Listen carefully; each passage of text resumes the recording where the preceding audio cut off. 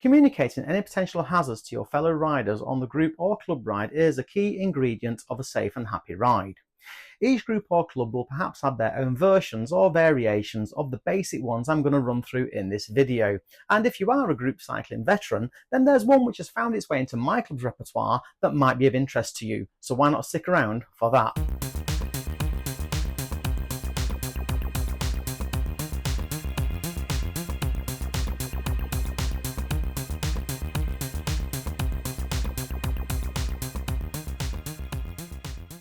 As I said in the introduction, each club or group might have their own versions or variations, but if you are due to head out on your first group or club ride, then the ones covered in this video are a good starting point. Having said that, please do check with your club or group's website beforehand to see if there's any information on there, and if not, maybe reach out to someone already in that club or group for more advice. In general, hand signals are always preferable to shouts. Excessive shouts can make a group a tad jumpy, so try to reserve those for hazards that are only communicable via that means, such as a car passing up or down the group, or in an emergency last-minute situation. Although if the latter is happening a bit too much, maybe because you're a bit wary of taking your hands off the bars, then you probably benefit from cycling with a group at a slightly more sedate pace to allow that skill to fully develop. A final couple of points before we see the signals in action. First off, don't forget to pass hand signals and shouts both up and down the line. In a group situation, we've got a responsibility for the cyclist behind us, and don't assume because you've heard a shout that the person either in front of you or behind you has also heard it. Moving at speed, especially in wind, means that sound doesn't always carry as much as you think. Secondly, be aware of over-pointing hazards. You don't need to be signalling every minor imperfection in the road surface, and doing so could then lead to an important signal not being passed on. Okay, let's start off with one of the most basic and essential ones, signalling a hazard in the road such as a hole or debris. A simple point to show which side the hazard is on. The rider behind doesn't need to know the exact grid reference of the hazard, they just need to know which side it's on. So please don't wait until you're right alongside it to point it out, as that is too late. Even at just 25 kilometers an hour, you're moving at around 7 meters a second. At 36 kilometers an hour, that rises to 10 meters a second. So please be looking up the road and not just a couple of feet in front of your bike. Signaling hazards early means that there's a better chance that the signal will then find its way all the way to the back of the group. And my aim is to have my hands back on the bars before I pass the actual hazard I'm signaling. Why not make that your target as well? As you progress and gain confidence, you then might want to communicate the actual type of hazard. For example, an extended finger moved in a circular motion to indicate a hole, an open hand facing the ground shaken side to side to signal loose material such as gravel.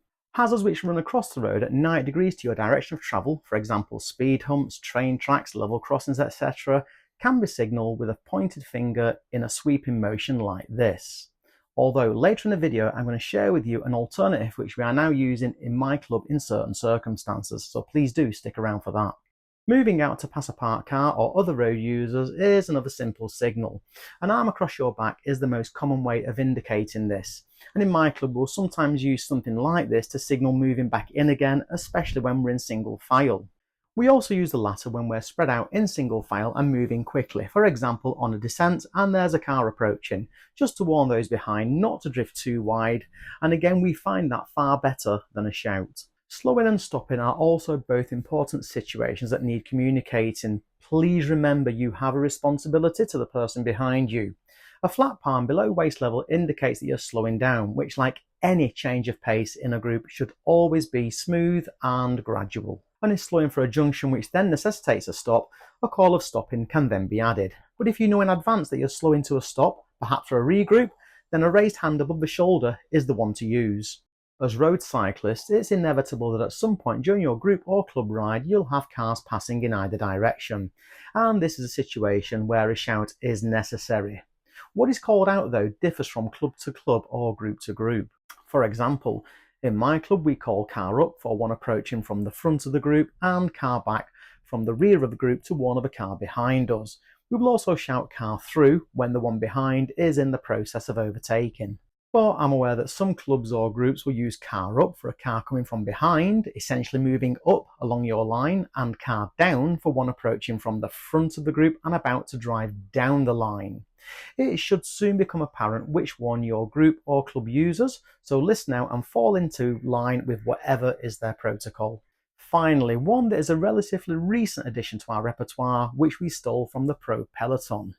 We noticed in races, if a rider was about to get out of the saddle but had teammates behind him or her, they'd pre-warn them with a double flick of the elbows. Brilliant! So we started to use this on climbs for the same reason. If you've ever been close on the wheel of someone who suddenly gets out of the saddle unannounced, you'll know just how much of a hazard that can present for you. But we have also found it works really well for going across things such as speed humps, level crossings and rough sections of road, when you might want to get out of the saddle to use your legs like shock absorbers. The obvious advantage of this signal is that the rider is able to keep both hands on the bars while signalling and bracing themselves all at the same time. If I'm behind a club mate who does the double elbow flick, I might not know exactly what the hazard is, but I'll know to back off slightly and then brace myself for whatever is coming my way, and trust me, it does work. So I hope this video has been informative for those of you who might be looking to join your first group or club ride, as well as the old pros out there who might want to give the double elbow flick a try on a few rides if you're not already doing it. And if you ride with someone who isn't the best at indicating hazards, or with a group or a club whose consistency of communications isn't quite as it should be, then why not share this video with them as well? All that is left for me to say is thank you for watching, and remember to embrace the process to enjoy the ride. Take care. Bye-bye.